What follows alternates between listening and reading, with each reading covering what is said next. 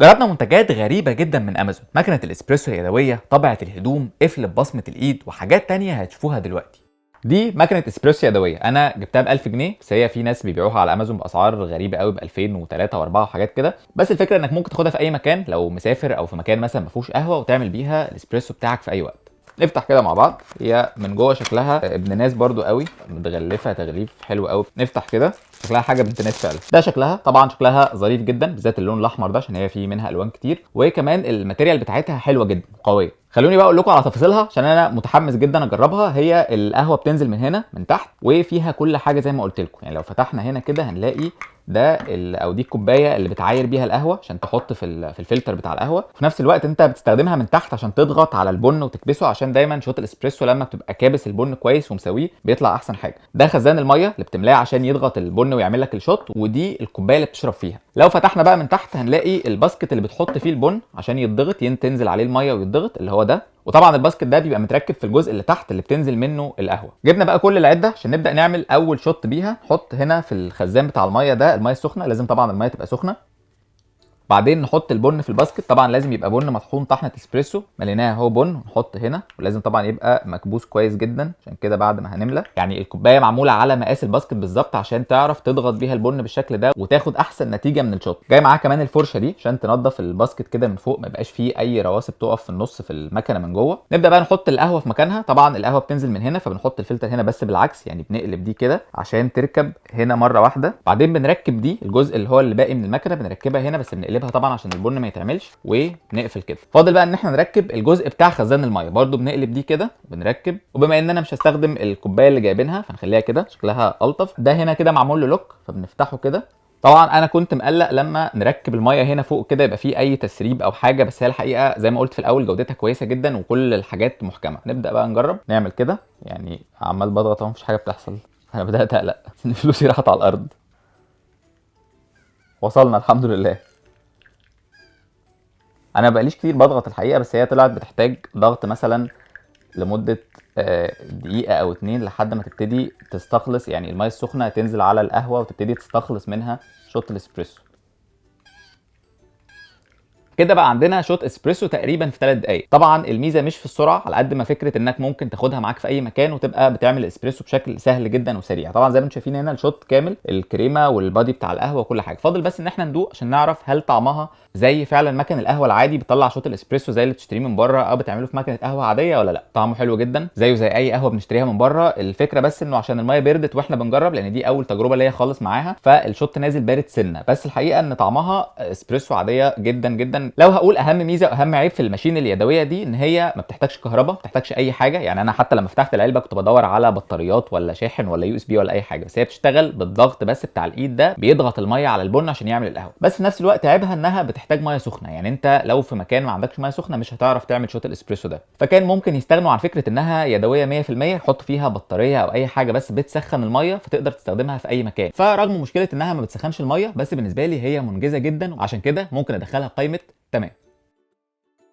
ده بقى اختراع بيخليك تكتب اي حاجه انت عايزها على قماش، سواء بقى لبس او شنط اي حاجه. فكره انك بتختار الحروف، يعني بتشكل الكلمه اللي انت عايزها من الحروف اللي موجوده تحت دي، بتركبها في الطبعه وتبتدي تعمل زي الستامب كده على اللبس او الحاجه اللي انت عايزها. فهنبتدي نفتح مع بعض كده. طيب انا بصراحه محرج اجيبها لكم ازاي. دي البتاعه اللي بنطبع بيها، اللي هي عامله زي الختم كده بتاع الشركات. انت لما بتضغط كده الجزء ده بيتقلب، وبعدين بيبقى فيه حبر جوه بياخده وبيطبع على الحاجه ان شاء الله، يعني على الحاجه اللي انت بتعمل عليها. بس اللي انا محرج اقوله بقى ان دي الحروف والارقام. يعني انت لو ما كنتش دارس كائنات دقيقه تعرف تاخد الحاجات بالملقاط وتشوفها تحت الميكروسكوب، مش هتعرف ابدا تتعامل مع ده. طبعا هو في حروف كتيره، كذا حرف A و B، كل الحروف يعني متكرره. فالفكره ان انت بتشيل من هنا الملقاط ده وتحط في المكان ده عشان تطبع بيه. فاحنا هنبدا دلوقتي نعمل العمليه الجراحيه دي. فنشيل مثلا، نجيب حرف الاس اللي انا طبعا مش شايف هو فين اهو. ده حرف الاس اهو، شيله كده بالملقاط، بيركب على المجرتين من دول. فبنحطه كده وبعدين بندوس عليه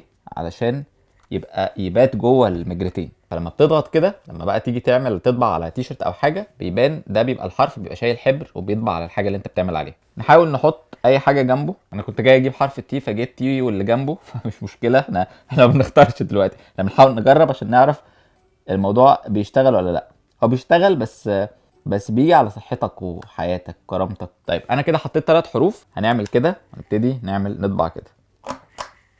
فزي ما انتم شايفين، فكتب الكتابه اللي انتم شايفينها دي، هي الكتابه كويسه ومتشافه مش صغيره قوي، بس المشكله انك عشان توصل للكتابه دي بالحروف اللي انت عايزها والارقام اللي انت عايزها، الموضوع هيبقى صعب جدا جدا. فالاسهل يعني لو انت عايز تكتب على حاجه اكتبها بايدك وخلاص. يعني هم لو كانوا كبروا بس الحروف شويه صغيرين كان هيبقى الموضوع اسهل بكتير. فاحنا الحقيقه مش جايبين حاجه تفرهدنا، عشان كده المنتج ده بالنسبه لي يدخل قائمه اي كلام.